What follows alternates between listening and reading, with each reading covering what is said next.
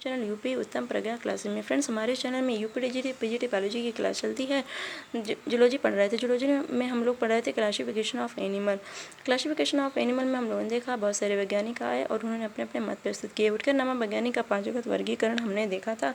इसके बाद एक वैज्ञानिक आए थे स्टोरर तथा यूसेंजा नामक वैज्ञानिक। स्टोरर तथा यूसेंजा नामक वैज्ञानिक आए थे और उन्होंने जंतुओं को दो उपजगतों में डिवाइड किया था। कौन कौन से थे? प्रोटोजोआ और मेटाजोआ में।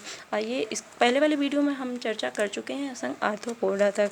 आइए हम इसका एक बार फिर से रिवाइज कर लेते हैं। जंतु जगत को दो उपजगतों में स्टोरर तथा यूसेंजा नामक वैज्ञानिक ने बांटा। कौन कौन से थे? प्रोटोजोआ और मेटाजोआ में। प्रोटोजोआ के अंतर्गत एक कोशिकीय प्राणी आते हैं। मेटाजोआ के अंतर्गत बहुकोशिकीय प्राणी आते हैं। प्रोटोजोआ अमीबा, यूग्लिना और पैरामीशियम और बहुकोशिकीय प्राणी को भी दो वर्गों में बांटा था। कशेरुकियों रीढ़ की हड्डी नहीं होती, रीढ़ की हड्डी होती है। जिनमें रीढ़ की हड्डी नहीं होती वे जंतु पोरीफेरा, सीडेंटेटा, Platyhelminthes, Nematoda, Annelida, Arthropoda, Mollusca और इकाइनोडर्मेटा। कार्डेटा रीढ़ की हड्डी पाई जाती है, जैसे मनुष्य, कबूतर, मछली, चूहा आदि। आर्थ्रोपोडा तक हम पहले वाले वीडियो में डिस्कस कर चुके हैं। आज हम डिस्कस करेंगे मोलस्का के बारे में। फिर से मोलस्का संघ के जो प्राणी होते हैं, ये इनका शरीर बहुत ही ज़्यादा कोमल होता है। शरीर कोमल होने की वजह से इनका नाम मोलस्का पड़ा है। ये पाए कहाँ जाते हैं? ये मोलस्का ज़्यादातर समुद्रों में पाए जाते हैं। मोलस्का संघ के जंतु कुछ जंतु थल में भी पाए जाते हैं। मोस्टली ये जल में पाए जाते हैं, मोस्टली तो समुद्रों में पाए जाते हैं। आर्थ्रोपोडा संघ के पश्चात मोलस्का जंतुओं का सबसे बड़ा संघ है। सबसे बड़ा संघ कौन सा है? आर्थ्रोपोडा। ये हम पहले वाले वीडियो में डिस्कस कर चुके हैं।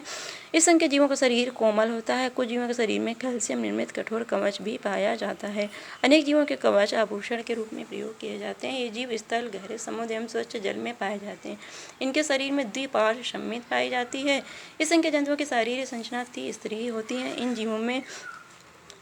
जीवों में डाइजेस्टिव सिस्टम उपस्थित रहता है, यानी पाचन तंत्र उपस्थित रहता है, तंत्र का तंत्र उपस्थित रहता है, खुला परिसंचरण तंत्र पाया जाता है। और उत्सर्जन कैसे होता है? आदि उत्सर्गिकाओं यानी मेटानेफ्रिडिया द्वारा होता है। आगे देख लेते हैं हम इसका।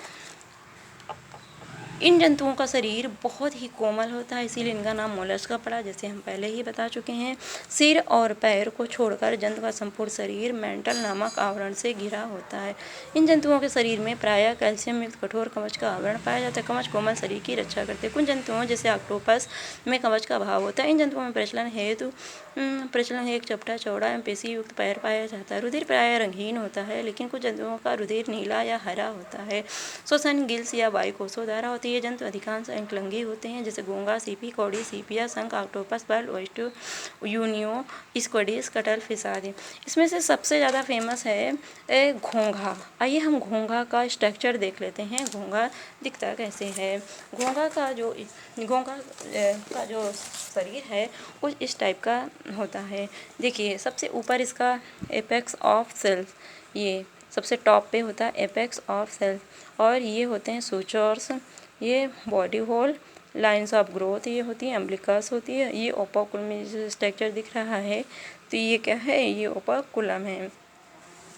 आइए हम इसके बारे में डिटेल से चर्चा और कर लेते हैं। फ्रेंड्स, इस संघ के और भी जंतु हैं। घोंघा के बारे में और डिटेल से हम चर्चा कर लेते हैं। इसके बारे में इसका जो शरीर होता है, जैसे अभी हमने स्ट्रक्चर देखा कि घोंघा का, जैसे हमने स्ट्रक्चर देखा, इसका जो शरीर होता है वो कुंडलित होता है।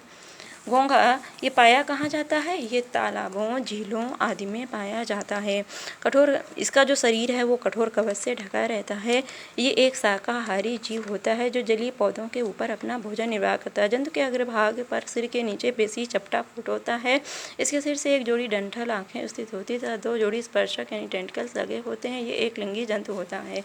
सीप ये भी संघ मोलस्का के अंतर्गत आता है। ये गड्ढों, तालाबों, कीचड़ या बालू में मिलता है। सीप मांसाहारी जंतु होता है। इसका कोमल शरीर पार्श्व से चपटा होता है। इस जंतु का मेंटल तथा कठोर कवच दो अर्ध भागों में बटा होता है। श्वसन इसमें गिल्स के द्वारा होता है। इसके बाद देख लेते हैं ये ऑक्टोपस। ये भी मोलस्का के अंतर्गत आता है। ये समुद्री मांसाहारी जंतु है। इसमें कवच नहीं होता है। ये एक मृदु कवची जंतु है। इसे डेविल फिश की भी संज्ञा प्रदान की गई है। ये एक सेफेलोपोड मोलस्का है जिसकी 8 भुजाएं होती है जो कई मीटर लंबी होती हैं। इसके सिर में मुख, 2 बड़े नेत्र तथा भुजाओं पे चूसक यानी शकर पाए जाते हैं। चूसकों द्वारा किसी जंतु के शरीर से चिपककर उसे जकड़ लेते हैं। ये बड़े बड़े जंतुओं को मार डालते हैं। सीपिया, ये भी मोलस्का के अंतर्गत आता है। इसे कटल फिश भी कहते हैं। ये समुद्रों में पाई जाती है। सिर पर मुख, 2 आँखें तथा 10 जोड़ी भुजाएं होती हैं। भुजाओं पे चूसक पाए जाते हैं।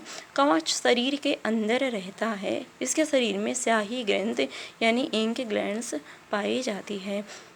आज के लिए फ्रेंड्स इतना ही। आगे नेक्स्ट फाइलम के बारे में चर्चा करेंगे नेक्स्ट वीडियो में। Thanks for watching this video. Have a nice day.